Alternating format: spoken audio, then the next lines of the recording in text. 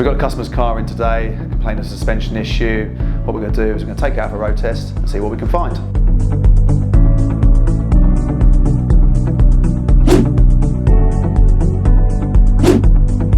Right, so we've got a customer's car in. Obviously there's been a complaint about the suspension and the drivability and the handling of the vehicle. So what we're going to do now is take it out for a quick test drive. So we're taking the car on a road test, or we're currently out on a road test. And the drivability of it is not great. The main thing that I've noticed really is going over the bumps, the shock absorbers or the damping effect on the vehicle is not great. So that's probably why the handling doesn't feel great when going around the corners. So what we'll do now, we'll get it in the workshop and we'll have a look and see what's going on.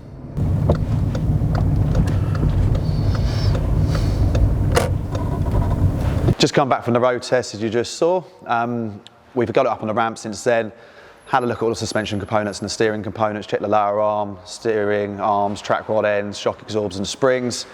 We've come to the conclusion that the shock absorbers are lacking damping effect, which is really affecting the handling on the offside front. So we spoke to the customer, got authorisation to change that, but we've also advised to change both of them at the same time. I would always recommend changing both shock absorbers at the same time.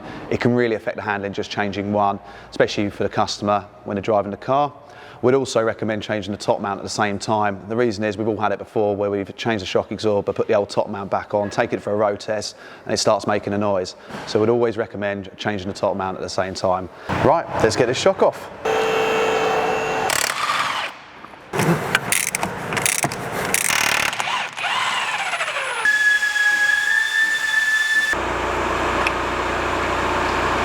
Right, we've got the shock off now, so we're going to take it to the spring compressor and get all the components changed over now. It's taking the old components apart because I needed the cup off of it, but as you can see here, the top mount, I'm just taking it apart, the actual bearings are starting to fall out of here.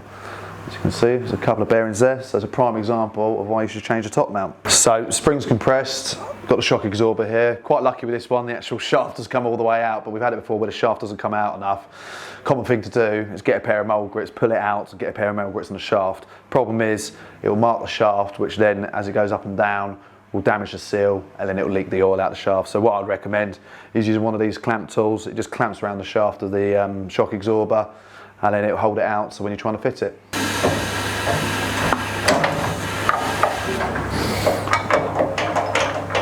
Got the first shock built back up. I'm going to get the second one done and get them both fitted back to the car. So we're just fitting the strut in first, just doing this up just to hold it in so we can get the car back up in the air and fit all the underneath bits.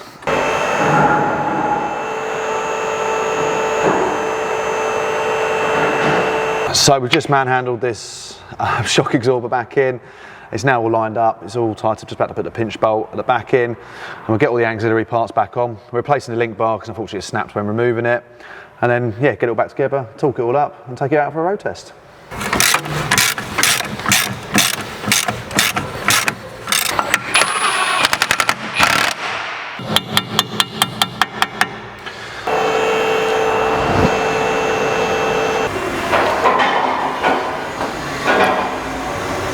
So we now finished the job, the shock absorbers are fitted, and we also carried out a wheel alignment before we took it out on a road test, which we're currently on. We always do a wheel alignment when doing any sort of suspension work to make sure the wheels are pointing in the right direction to stop any tyre wear. We'd always recommend it when doing any suspension work. We can already notice that the car's driving a lot better, it's not bouncing around as much, so it makes it a lot better to drive over bumps and round corners, so hopefully the customer will be happy. Right, car's all done, customers picked it up, they've taken it, driven it home. We've given them a call when they got home and they're really happy with the way the car's driving, the way the car's handling.